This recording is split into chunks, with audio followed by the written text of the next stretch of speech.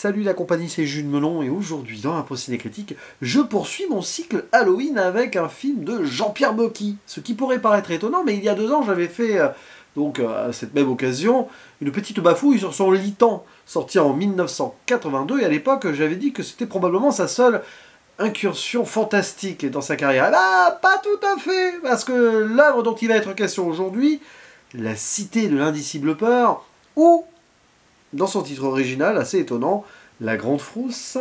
Eh bien, oui, nous sommes en présence d'une ambiance assez fantastique, même si, sur le papier, c'est pas vraiment un film d'horreur, ni qui vraiment fait peur. C'est plutôt une comédie policière, mais il y a quelque chose dans le folklore, dans l'ambiance, qui fait que, oui, ça peut se regarder autour d'Halloween, parce que on aime bien rigoler avec le genre aussi, hein. Certains l'ont fait, comme Peter Jackson ou Sam Raimi.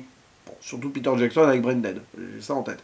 Et là, donc, pour interpréter le rôle principal d'un film sorti en 1964 et qui fête ses 60 ans vraiment, peut-être à 1 ou 2 jours près, là, nous avons Bourvil, qui était le héros du précédent de Mocky, à savoir un drôle de paroissien, peut-être son plus reconnu et un de ses meilleurs.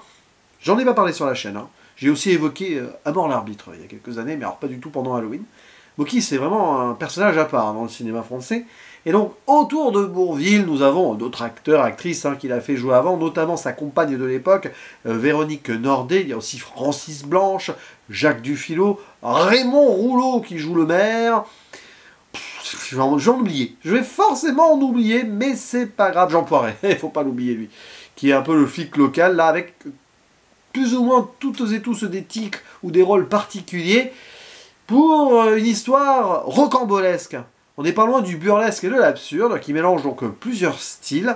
Et on va suivre un inspecteur qui s'appelle Triquet, joué par Bourvil, qui est plutôt citadin dans son métier, et qui va être envoyé dans un petit village d'Auvergne.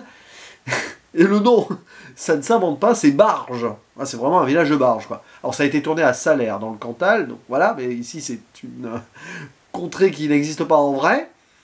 Pourquoi est-il envoyé là-bas? Parce qu'il y a un monsieur qui devait être guillotiné, qui s'appelle Mickey le Bénédictin, qui est une sorte de gangster, quoi, qui s'est enfui.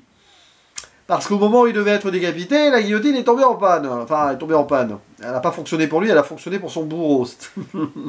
Déjà là, ça donne le ton.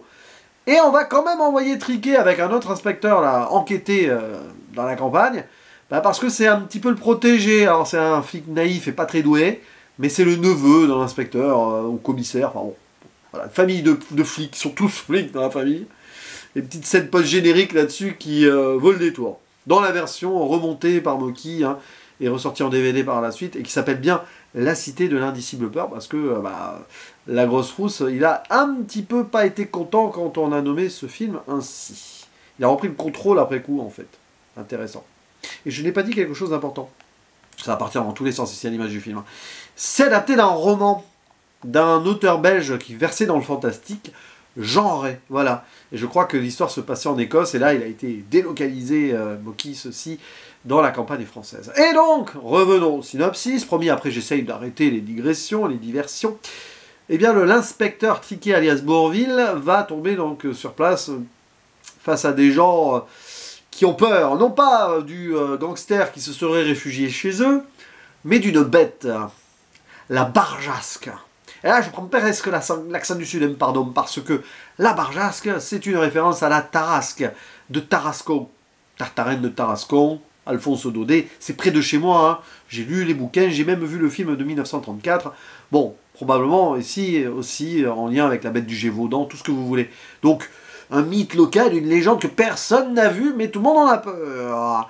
Et donc, dans la tradition, cette barjasque serait donc un monstre qui aurait été déjà vaincu par une sainte, là, j'ai plus le nom, Sainte Urodel, voilà, c'est écrit là-bas, dont on a un mannequin de cire à un moment, bref. Et donc, sur place, l'inspecteur Triquet qui cherche ce criminel, non pas pour le ramener à la guillotine, mais pour l'empêcher de commettre d'autres crimes afin qu'il soit rejugé et vraiment guillotiné, ça n'a aucun sens.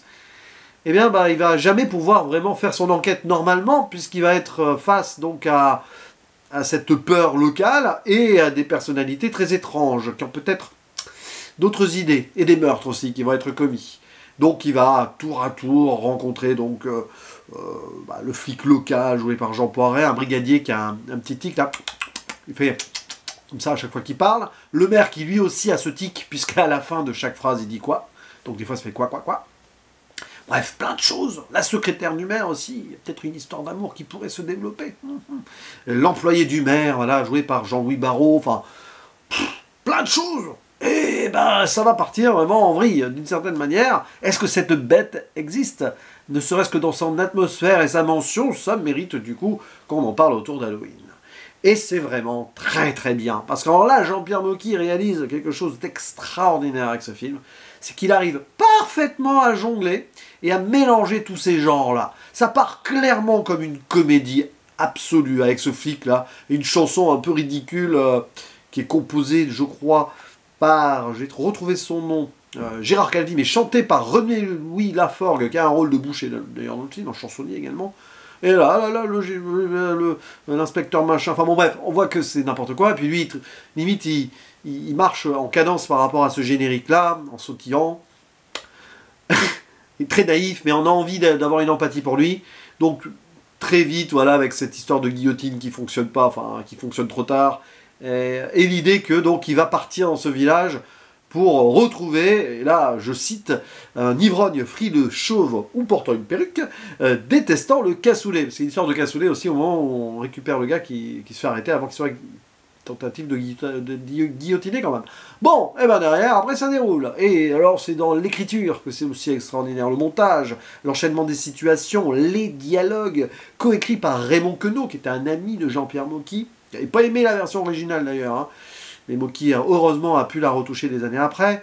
Mais c'est du pur délice, en fait. On s'ennuie jamais, et quand, on va dire, les événements s'emballent, quand peut-être la bête est là ou non, quand le mannequin de la sainte, là, semble peut-être être vivant, ouh là là là là, mais il y a peut-être des faux semblants et d'autres choses derrière. Et toute cette galerie de protagonistes, tous aussi pittoresques les uns que les autres, notamment Francis Blanche, là, qui observe de loin, et en fait, il observe mal, il y a des reflets du soleil, mais notre inspecteur naïf ne s'en rend pas compte. C'est vraiment formidable, avec ce docteur alcoolique, enfin, docteur pharmacien, je sais pas quoi, avec des running gags aussi, hein, qui sont là. Et le pire, c'est que c'est super bien filmé. Alors, certes, ça a mal vieilli sur certains points, ok, d'accord. Il n'y avait pas forcément un énorme budget non plus pour que ce soit ample sur certaines choses, mais décor naturel, très bien utilisé, et des moments où, avec l'éclairage, on fait quelque chose. C'est-à-dire que vous enlevez l'aspect comique, sur certains moments, tu peux avoir de la tension, tu peux te sentir happé par une petite terreur, parce que les gens, voilà, autour, ont peur de la bête, etc. Et ça pourrait presque basculer vraiment vers le fantastique et l'horreur par moment, mais bon... Tu sens qu'avec le tour du film, ça restera sur la rigolade. C'est une pantalonnade qui en dit long aussi, certainement sur la société. C'est peut-être moins incisif qu'un drôle de paroissien sorti d'année d'avant, mais quand même, là, on voit comment il dresse des portraits de gens qui sont enfermés autour d'eux-mêmes, dans une sorte de village contré à part, où le maire, c'est un peu le roi, là, dans son trône, avec son fauteuil télécommandé, machin. C'est pas le méchant dans l'inspecteur Gadget, mais ça aurait pu. Et on sent qu'il règne de main de maître là-dessus et que tout le monde un petit peu est sur le qui-vive, voire cinglé dans cet endroit parce qu'ils sont dans un entre-soi total et ils sont tellement dans cet entre-soi qu'ils ont cultivé cette légende qui se force à y croire. À l'image donc de l'employé de mairie, là, Monsieur Douve, qui il voit un culte à la Barjasque, mais il ne l'a jamais vu. C'est-à-dire que tout le monde croit à un truc que, de toute façon, il est difficile de croire et que personne n'a vraiment vu. Sauf qu'à un moment, la Barjasque, j'en dis pas plus. On est plus proche de Casimir que la bête du Gévaudan, quand même. Donc voilà, c'est bien. Faut aussi savoir rire autour d'Halloween. Je sais que récemment, je ne l'ai pas vu au moment où je fais cette vidéo, je ne sais pas si je le verrai, je pense pas en salle en tout cas. Il y a eu Terrifier 2, là, 3, pardon, le troisième volet, excusez-moi, de Art the Clown, où c'était plus comique horrifique aussi. Bon, oui, il faut rire face à la mort et face à l'horreur, des fois, pour pouvoir dégoupiller certaines choses et certaines peurs. Mais avec ce film-là, bon, l'indicible peur, si vous voulez, elle est vraiment enfouie en vous. Mais si vous voulez vous faire un film un peu plus léger, entre quelque chose vraiment de gore ou de très tendu horrifiquement, pourquoi pas, ça peut égayer vos soirées du 31 en famille ou en amis, entre amis ou seul, comme vous voulez. Et bah, c'est vraiment quelque chose qui vaut le coup. C'est peut-être même beaucoup plus abouti en soi que Litan. Mais Litan, lui, il poussait le fantastique, vraiment, avec des phénomènes assez étranges. Là, je trouve que on arrive à avoir une sorte de mix absolument improbable et un extraordinaire Bourvil. Je voulais finir là-dessus. C'est un homme qu'on a vu dans beaucoup de très belles prestations, mais là, Mocky savait vraiment tirer le meilleur de Bourvil. Parce que c'est le deuxième Mocky que je vois avec Bourvil. Hein. Un drôle de paroissien, c'est un vieux souvenir, hein, que je n'ai jamais évoqué en vidéo, mais je l'avais vu à la télé.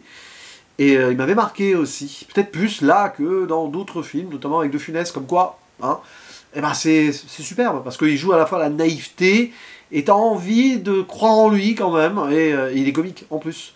Donc ça fonctionne, mais alors, du tonnerre. Je pense même que c'est mon Mocky préféré à date. Mais il faudra que j'en vois beaucoup d'autres, parce que là, ouf, sa carrière, elle était d'une richesse absolue au monsieur, et j'ai peut-être pas vu, même pas, je sais pas si j'ai vu un dixième de sa filmo, j'en sais rien. Alors, je vérifie, je vais pas compter ici en tout cas. Bref, n'hésitez pas à dire en commentaire ce que vous pensez donc de la cité de l'indicible peur, à moins que vous l'ayez connu sous le nom de La Grande Frousse, mais en tout cas, voilà, balancez vos anecdotes à ce sujet et vos souvenirs, et puis on en discute ensemble. Allez, je vous dis à la prochaine, ciao!